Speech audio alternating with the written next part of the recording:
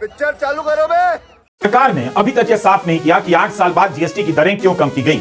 यह भी नहीं स्वीकार किया कि जीएसटी की दरों में गड़बड़ियां थीं, जिसके कारण जनता को लाखों करोड़ों का घाटा हो गया, लेकिन अब उसे ठीक कर दिया गया है। राहुल गांधी लंबे समय से आरोप लगा रहे हैं कि जीएसटी की दरों के कारण गरीबी बढ़ रही है, मिडिल क्लास पर बोझ बढ़ा है। अभी बदत है भाई, अभी बदत है। कर सरकार की इनकम बढ़ाने के लिए नहीं है, देश को चलाने के लिए है। जब भी ज्यादा होता है सरकार अपने आप इसको कम करती है। कोई बड़ा आंदोलन नहीं था इसको खत्म, एक दो नेता बोलते रहते थे, कोई आंदोलन नहीं, उनको कोई सुनता भी नहीं, देश में तो नहीं सुनता है।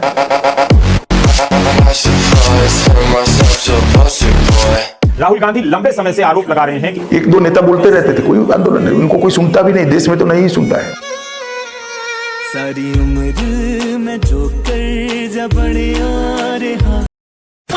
जय श्री राम दोस्तों, अगर आपके खून में भी राम भक्ति दौड़ती है तो नीचे कमेंट में जोर से लिखो जय श्री राम। देखता हूं कितने भाई अभी भी धर्म और देशभक्ति के नशे में चूर हैं। अब देखो भाई, चैनल का नाम तो सस्ते नशे है, लेकिन यहाँ नशा सिर्फ 2 चीजों का मिलता है, ज्ञान का और मनोरंजन का। तो आ जाओ इस मस्त सफर में, जहां दिमाग खुलेगा, हंसी रुकेगी नहीं। और हाँ, जिसने वीडियो लाइक और चैनल सब्सक्राइब नहीं किया वो अगली बार महंगे नशे की दुनिया में भटकता नजर आएगा। चलो वीडियो शुरू करते हैं। जय श्री राम। ये कैसा रिफॉर्म है जहाँ पे 400 रुपए का सिलेंडर 900 रुपए में हो जाता है, महंगाई बेलगाम बढ़ती जाती है, कैसा रिफॉर्म? आप क्या कहना चाह रहे हैं कि आप इतने गरीब हैं कि आप 900 रुपये नहीं दे सकते सिलेंडर के लिए? हाँ, गरीबों के लिए है वो। आप क्या कहना चाह रहे हैं कि एलपीजी आम गरीब इस्तेमाल करता है?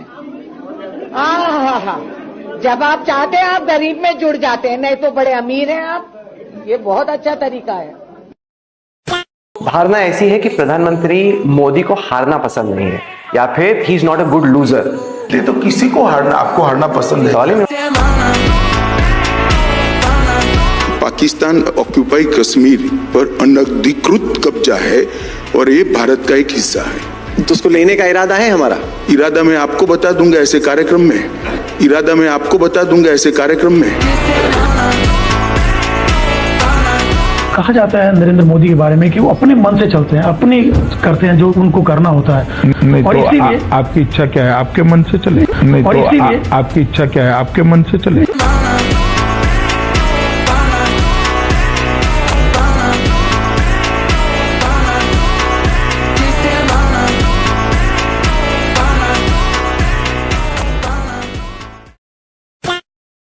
पाकिस्तान आर्म्ड फोर्सेस, हम उम्मा के साथ खड़े हैं, अमेरिका के साथ बैठे हैं और चाइना के साथ सोते हैं। 5 fighter jets shot down. Where's the evidence for that, sir? It's all over the social media. उल्टा उल्टा है, उल्टा है, अबे उल्टा है, अबे उल्टा है, अबे उल्टा है, उल्टा है, उल्टा, उल्टा, अबे flag flag flag,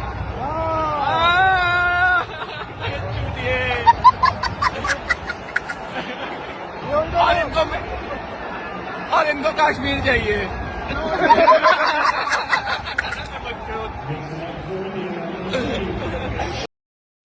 Everybody knows that the Indian economy is a dead economy. Everybody knows that the Indian economy is a dead economy.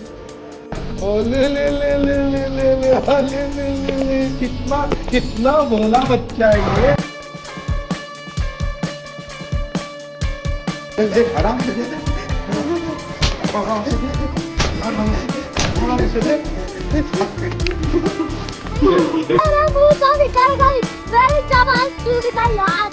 क्या कर रहा है?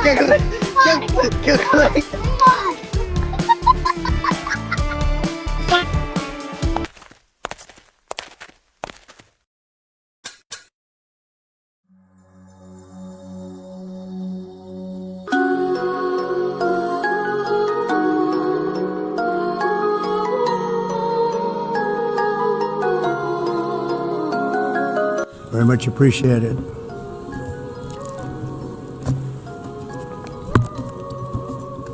And I don't mind making this speech without a teleprompter, because the teleprompter is not working. I feel very happy to be up here with you nevertheless. and that way you speak more from the heart. I can only say that whoever's operating this teleprompter is in big trouble.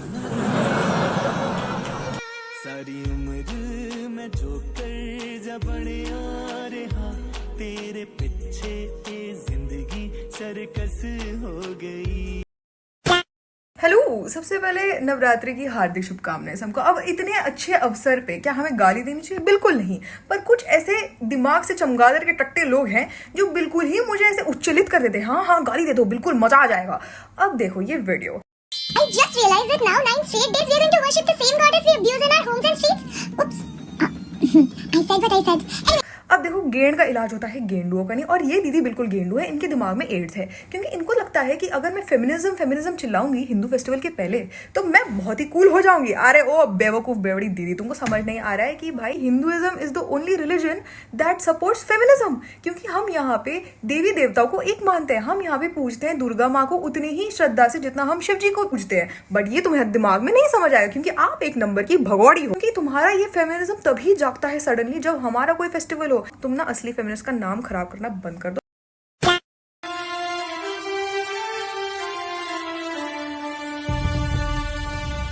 सिर्फ आवाज पे चाहूं तो निशाने लग जाएं। वाह वाह, मैं अगर अपनी जवानी के सुना दूं किससे, ये जो लौंडे हैं मेरे पांव दबा दे।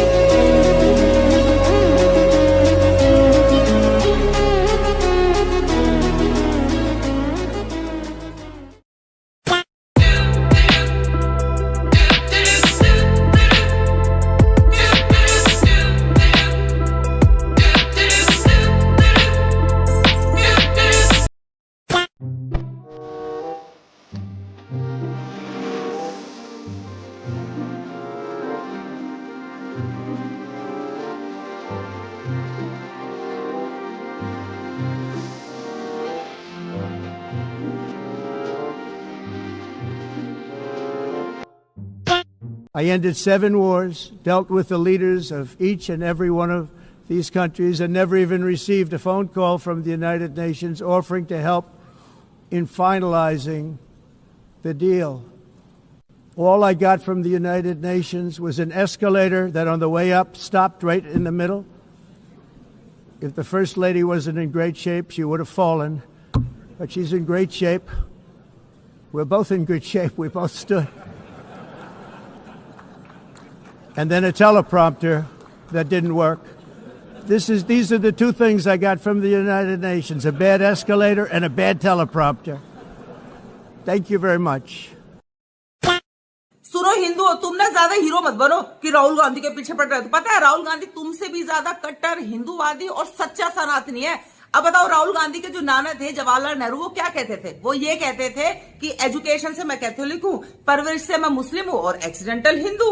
अब राहुल गांधी के जो दादा थे फिरोज जहांगीर गांधी, उनको जाना नेहरू और गांधी परिवार के पास बहुत ज्यादा था, तो उनको लगा यार मैं वैसे तो मैं पारसी हूँ, तो चलो क्यों ना इनका सरनेम ले लेता हूँ, मैं गांधी बन जाता हूँ, और वो बन गए हिंदू। अभी हिंदू त्योहार गया रक्षाबंधन, उसमें राहुल गांधी नहीं राखी बंधवा पाए अपनी बहन से, लेकिन देख उन्होंने अपने चमचों को बधाई देनी थी, इसलिए उन्होंने पिछले साल वाली फोटो कॉपी पेस्ट कर दी। उनको लगा किसी को क्या मेरा पाटेगा लगा दूं यही, पर देखो विश किया उन्होंने सबको, रक्षाबंधन है ना।